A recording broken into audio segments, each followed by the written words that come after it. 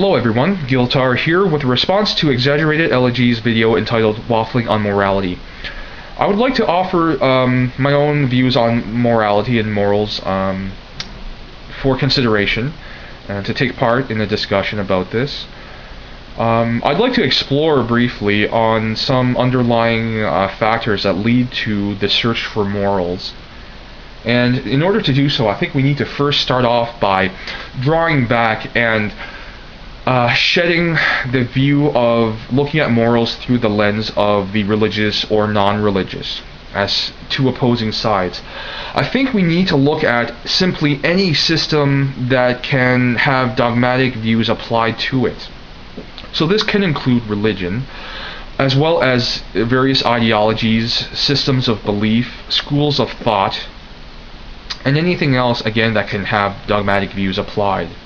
When we move into dogma, that's where I think we get into the search for defining values and finding truths and rights and wrongs, and that will involve morals. Now, another point I think we need to consider in this discussion of morals and the underlying factors that lead to the search for them is the concept of ambiguity. Now, why is ambiguity important? Well, first of all, I will assert that humans have a natural aversion to ambiguity. We simply are, uncomfortable with it. And the reason being is that the way that humans function is something of, I guess, in the way of rationalization machines. That's what we are. We rationalize naturally. We take in information, we assess it, we evaluate it, and then we form judgment. And we do this in order to try to cope with our existence, to try to make order out of this randomness and chaos that we perceive to be all around us. And when that happens, when we consider a being that naturally looks for order and looks to make sense of things, then the concept of ambiguity seems to be antithesis to that. It seems to be directly against it.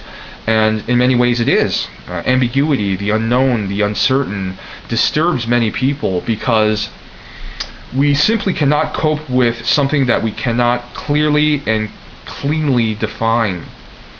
And when we're met with that, we kind of mill about and are frazzled by it. And we work at trying to explain things away, to resolve this ambiguity, to reconcile with it.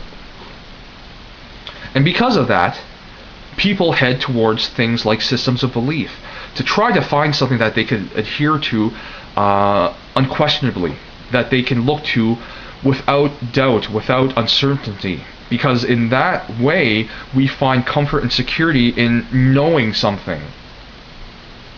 Or so we think.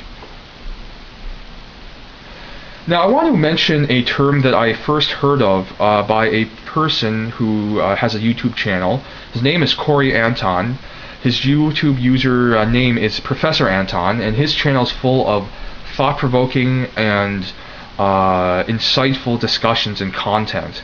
He's currently a professor, an associate professor of communication studies at the Grand Valley State University. He's currently also the editor of the journal Explorations in Media Ecology, and he's got many other credentials and published work as well to him. I'll put all the information in the sidebar. And the term that he mentioned that I'd like to involve in this discussion is authoritative disambiguation, which in his words is the dogmatic recourse to some order that people defer to. A common form of authoritative disambiguation is law, where we find the governing body of law to be the authority point, and the disambiguation comes in the form of, well, the laws, that we're told certain things are wrong, that we cannot do them, or we shall face consequences. Another common form of authoritative disambiguation is organized religion, where the authority point would be a higher power behind a certain religion, and the disambiguation comes in the form of a set of beliefs that we adhere to and subscribe to.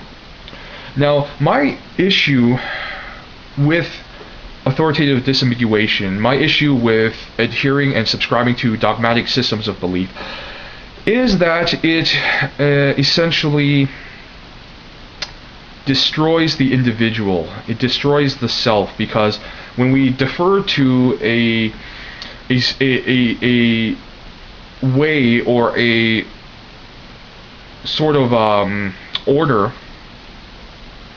unquestionably, and we do not think for ourselves anymore, that reduces us to part of a collective. We're no longer an individual, and that is self-destructive. I think it also can be destructive towards others, because through systems of belief where one unquestionably follows, we can find justification for acts of harm against others.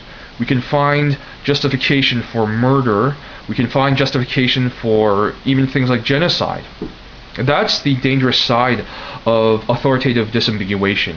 That's the dangerous side of subscribing to dogmatic systems of belief, where rational thought is abandoned and replaced with a static set of rules and regulations that people adhere to. I think part of the reason why people even go in that direction is not only simply the discomfort with ambiguity and the desire to resolve it, but also possibly a fear of failure and error that can be committed when we actually have to decide for ourselves what is right and wrong in life.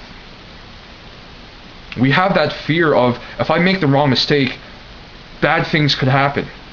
Not only for myself, but for others.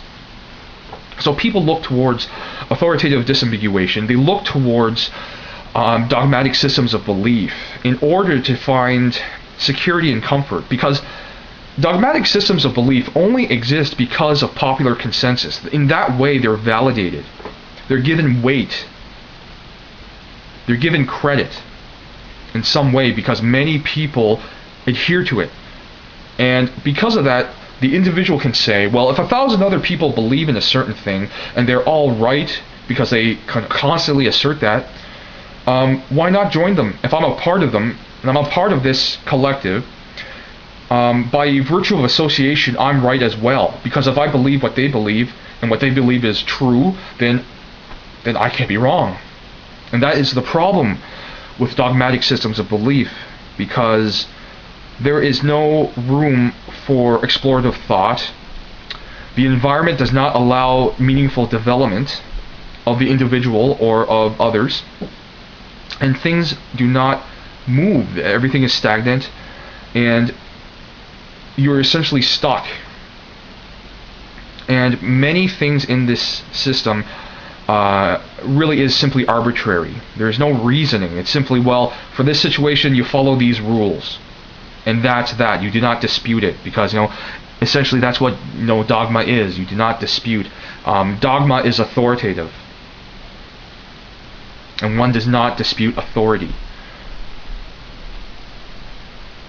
Now, I think I'd like to also touch upon something that George or ExaggeratedElegy mentioned, that imagination, the capacity to envision something that it does not necessarily exist, that is something that sets us apart from others in the animal kingdom, or rather, perhaps as far as we know at this time. But the human ability to conceive of things, to go into abstract thought, to consider other possibilities, only exists because of ambiguity, because of this concept. When we have the existence of the unknown and the existence of the uncertain, then we can say, well, there may be something, or there could be something.